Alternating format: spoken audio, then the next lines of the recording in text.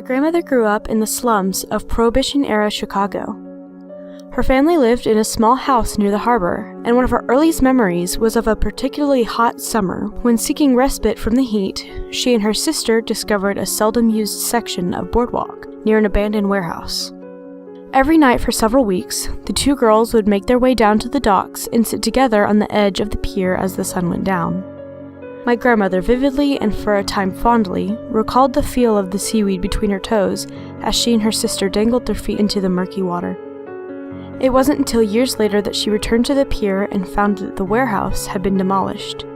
Curious, she made an inquiry with the Department of Planning and Development.